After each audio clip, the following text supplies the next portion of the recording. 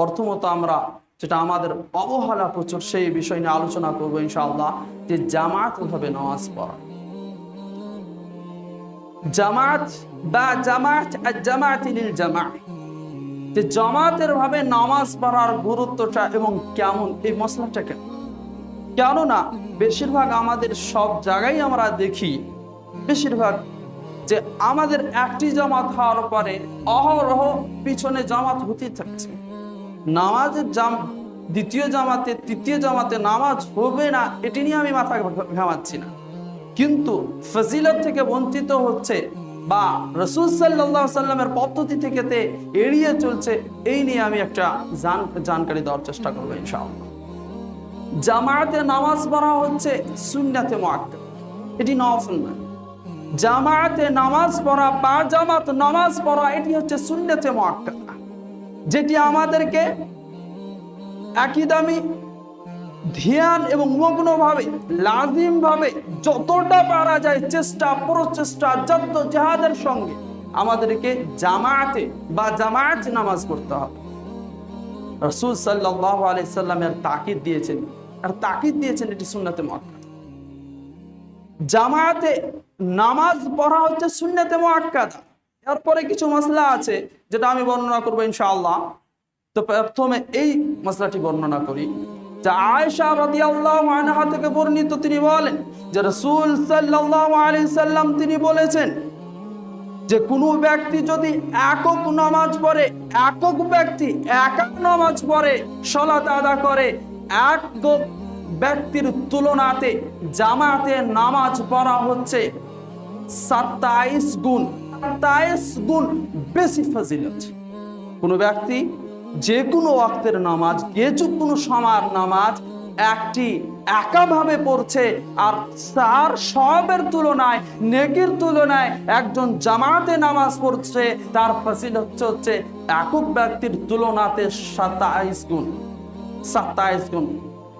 27। মুসলিমের হাদিস, মুত্তাফাকুন আলাইহি, বুখারী এবং মুসলিমের হাদিস।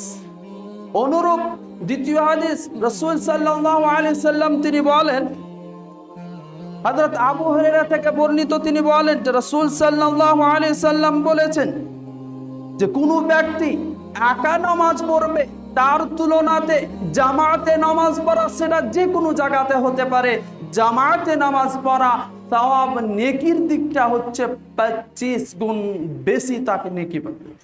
রাসূল সাল্লাল্লাহু আলাইহি সাল্লাম শুধু গুরুত্ব বোঝাচ্ছেন, তাকিদ করছেন জামাতের, যে এক ব্যক্তি সালাত আদা করছে, একা নিজে সালাত আদা করছে, জামাত ছেড়ে সালাত আদা করছে, আর কোনো ব্যক্তি যদি জামাতের সাথে নামাজ পড়ে, সেই একই ওয়াক্তে এত গুণাগুণ সে বেশি নেকি পাবে। দ্বিতীয় হাদিসটি হচ্ছে বুখারী 647 নম্বর হাদিস। তৃতীয় হাদিস দিয়ে আপনাকে আবু হুরায়রা থেকে বর্ণিত, তিনি বলেন রাসূল সাল্লাল্লাহু আলাইহি সাল্লাম একদা ইচ্ছা প্রকাশ করলেন, তিনি এই ইচ্ছা করলেন যে আমি ইমামের জায়গাতে কোনো একজনকে বসিয়ে দিয়ে ইমামতি করতে দিয়ে আমি যাই মানুষদের বাড়ির দিকে, আমি মানুষের দিকে যাই, মানুষেরা যেখানে বসবাস করছে সেদিকে যায়, আর আমার এটি আদেশ করার ইচ্ছা হচ্ছে, আদেশ করছি যে তারা যেন ইন্ধনের লকড়ি ইন্ধন জমা করে। রাসূল সাল্লাল্লাহু আলাইহি সাল্লাম রাগান্বিত হয়ে তিনি কি করলেন, একদা ইচ্ছা প্রকাশ করলেন। কি ইচ্ছা প্রকাশ করলেন? যে আমি আমার ইমামতের জায়গাতে কোনো একজনকে বসিয়ে দিয়ে ইমামতি করতে দিয়ে আমার ইচ্ছা হচ্ছে, আমার মনে হচ্ছে যে আমি যাই গ্রামের দিকে, আমি যাই যেখানে মানুষের বাড়ি আছে সেদিকে, যারা জামাত ছেড়ে নামাজ পড়ছে তাদের বাড়ি ঘরকে জ্বালিয়ে পুড়িয়ে ছারখার করে বিলীন করে দেওয়ার ইচ্ছা হচ্ছে।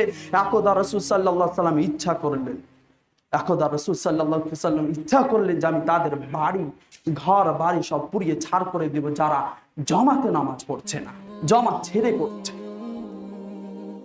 তো রাসূল সাল্লাল্লাহু আলাইহি সাল্লাম বলছেন, তারপরে আমার মনে এলো ভাবনা, সে বাড়িতে শিশু সন্তান আছে, মহিলা আছে, জীবজন্তু আছে, সেই জন্য এই কাম থেকে আমি বিরত থাকলাম।